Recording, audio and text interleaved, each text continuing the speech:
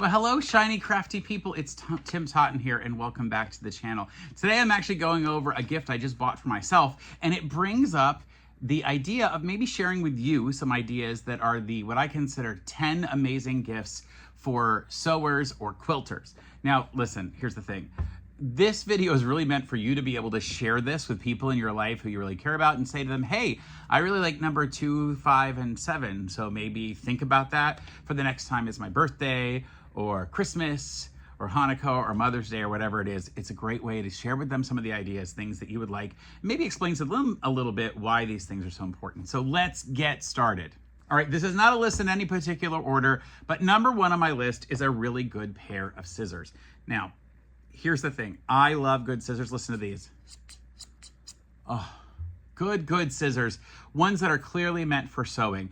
Now, these might look to you like a very expensive brand of scissors that's been pushed all over social media lately.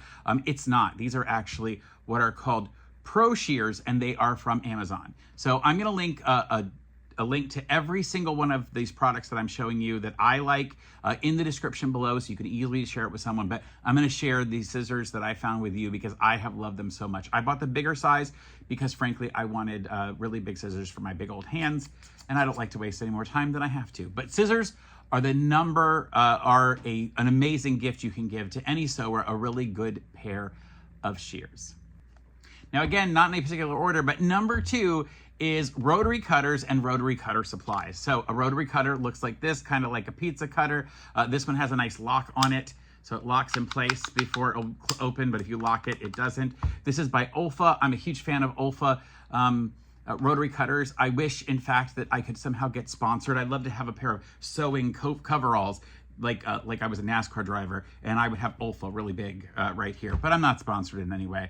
Olfa does sell what I like as my favorite rotary cutters. This one's a 60 millimeter. They do make them in smaller sizes. So it's important to know if you're buying a rotary cutter for someone, what size they would prefer, but maybe it's more important that the person that you love and care for and you're buying a gift for already owns one. Find out what size it is, and a great go-to gift is some blades for their rotary cutter. Now, I like Olfa's specific blades. They make their own blades, and I think they just last longer than the discount versions that I've gotten. You can certainly find cheaper ones. These are expensive blades, and in fact, we buy them 5 at a time for my workshop. 5 boxes at a time, and each box has 10 blades in it. So we're buying, well, no, this box has 10 blades because this is the smaller size. This is the bigger size, and they each have 1 in it. So there's 5 blades here. There's 10 blades in this little box. And in the 18 millimeter, which is tiny itty bitty, look how this is size-wise compared to the 45 millimeter. This one is an 18 millimeter, sorry, and there's 2 blades in here. And I promise this was quite a few dollars to purchase. You can also get rotary cutting blades that are like, this one is a pinking shear. It's like a pinking rotary blade, so it's like this funky shape. It's really great for certain projects. So that was number 2, rotary cutters or a rotary cutting blade. While we're on rotary items and things that are cutting, you know, there are self-healing mats like this. And I want to show you one of my favorite ones that I just gotten. It's by the Quilted Bear. It is a rotating cutting mat. And you'll see that right now, it just is it stays still. But on the back, there are these snaps. And you snap that, and then it means that this then rotates. So you can leave this on your table, put whatever you're cutting on it, and then just spin the mat instead of trying to spin the fabric, and then you can cut another angle. So if it's like a quilt square, which you have to square up on all 4 sides, you're not trying to move all the fabric and then get everything out of place. Put the fabric on, cut one side, rotate 90 degrees, cut the other side, rotate 90 degrees, rotate 90 degrees. It's an amazing invention, and then when you want it to just be normal and not move, you can pop those things back in, and now it won't move. It doesn't move at all. Well, if I did it right, it wouldn't move. That was number 3, was the rotating mat. Number 4 is this fantastic mats as well that are a larger mat. Now, I have one here on my table here, and I'll put a link to the company below that we use for our workshop where we get like 12-foot long mats. You may not need one that large, but you could get one like this, a large mat from the fabric store or elsewhere, and I'll put a link in the description below for number 4, which is a large-scale self-healing mat to use with a rotary cutter. Now, number 5 is something you've probably seen in my video, and I know you've seen them in my video. It is a travel iron. This is super steam amazing. I don't really travel with it that often. I use it right at my station when I'm sewing, and I use this in conjunction with number 6, which I'll talk about. But number 5 is this little steam iron. I love it because it's still a good size. It puts out a lot of steam. It's got still a decent sized plate. Some of the smaller ones are a little too small, I think, and I like this one a little better. It's got a big reservoir for water, a good sized reservoir that you put water in, and it's got a nice super long cord, which I think is really great. And it gets super hot, and it also has this piece with some silicone so you can rest it on there. But if you use it with, I've set this on, I've had this for like 3 years now, and I put this on and it super heats up. In fact, this was a gift from a friend of mine, so it really is one of the gifts that has been given to a sewist or a quilter, and I was so happy when I got it because he has a really great one and I loved it, and so he gave me one just like it. It has a switch at the top to turn it off and on, and then it has a button to push for the steam. Doesn't do all the other stuff that a standard iron does, so there's no accidentally spraying water out the front of it instead of pressing steam. And I do that all the time with 2 other irons that I have. One, for some reason, there's no like standard to put the steam on the left side and that little pointless squirty water thing from the front on the right side. They mix it up, and so every time I grab the wrong iron, oh my goodness, I spray my clothes with a huge spread of water, and all I really want to do is quickly set the the line on the front of my pants and get in them and get off to the event that I had, and now looks like I've had a bathroom mishap. So I love this one. This is a Homever travel iron. I will put a link in the description below, so please check that out because it's a great one. Now it does bring me to number 6. Number 6 goes right along with that travel iron, and number 6 is a wool pressing mat, and it is so great. The thing is, I had one and I was hoping to show it to you, but I loaned it to someone a couple weeks ago and they still have not returned it. So I'll show you a picture what that looks like. It is so nice. You can just put it right next to you. You've seen it in my other videos of me using this iron with that wool mat. It is so easy to use, and because it's thick wool, it doesn't get overheated and it doesn't have a problem with it messing up anything underneath it. What I also like is that the wool actually really traps that heat a little bit, which means whatever you're ironing, it keeps that heat going through. It's a really great thing to have. So number 7 is something I was actually reading the paperwork for a minute ago, which is a plastic snap tool. And this is the tool here. And I got this actually as a gift to myself, this set of plastic snaps, and it's the tool here, and all the different pieces and parts, and then a bunch of snaps that go with it. And this was like less than $30. I don't remember exactly how much, but there is a link in the description below, so you'll see exactly where I bought it. It comes in 2 colors, this or pink. This just fit my sewing room a little better. And pink just has too many questions get added to it, so I just figure I'll just leave sort of the neutral sort of color. I also just like this better. If you have seen any of the stuff I've made for my own house, it's mostly like red in this sort of aqua type color. And this is cool because there's so many different colors of the snaps. And I'm going to be using this in several new projects coming up that I'm going to show off on the channel, and in some Facebook Reels and YouTube Shorts that I'm doing. So this is number 7, which is a snap toolkit. And there's so many things you can do with this for great little projects. Number 8 is super important, especially as we get older. It is task lighting. And in fact, I'm using some right now. You'll see it right here. This great task lighting. And I will show you, put a link in the description below. Let me put this back up this way. So I want to show you here's the little controls for it. So I can turn it off and disappear. On, I can go up in intensity, go down in intensity.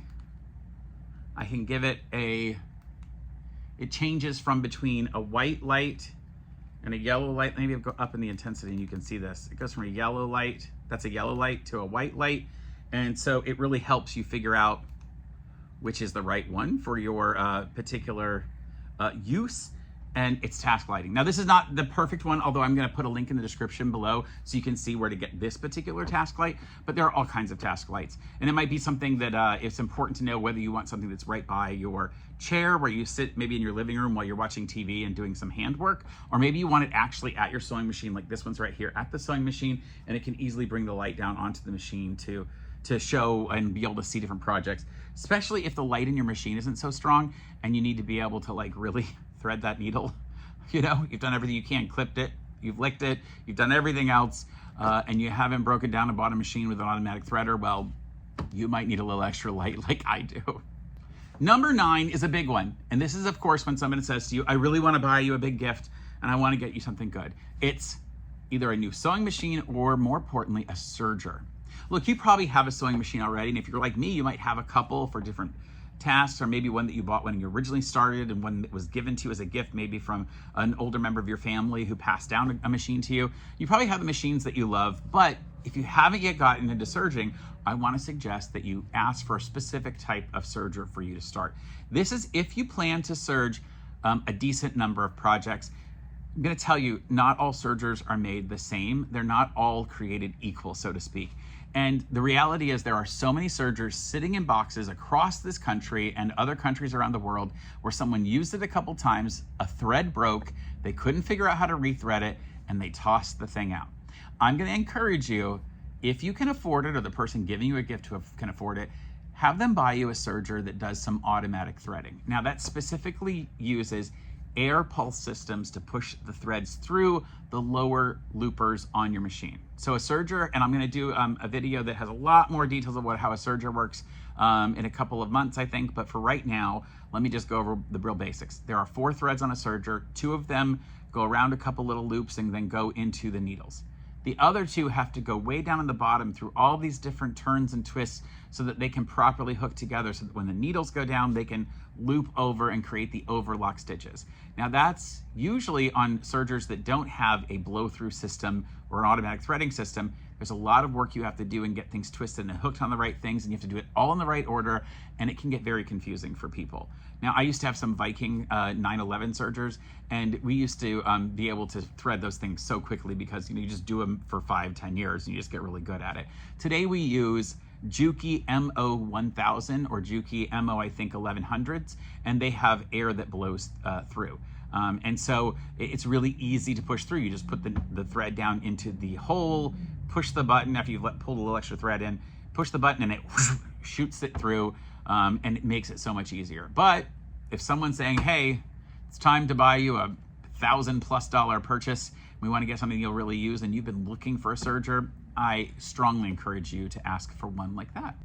And number 10, and this is not in any particular order, but number 10 of the best gifts to give to Sewists and Quilters is a gift card. I mean, isn't it obvious? You can't always tell somebody exactly what you want, and if you told them things like layer cakes or what's the other things, charm packs or jelly rolls of fabric, they might pick fabrics you don't like, they might not get the right kind, or maybe they are going to buy you a set of cutting templates, but you already have this one and you don't need 2 more of them or something. Maybe, just maybe, the best gift for you is a gift card to your favorite sewing store. Either that's a large major store, or maybe that's just the local quilt shop around the corner from you. So not only will some money be given back into your local economy, but you get now not only the chance to get exactly what you want, but you get the fun of shopping for it.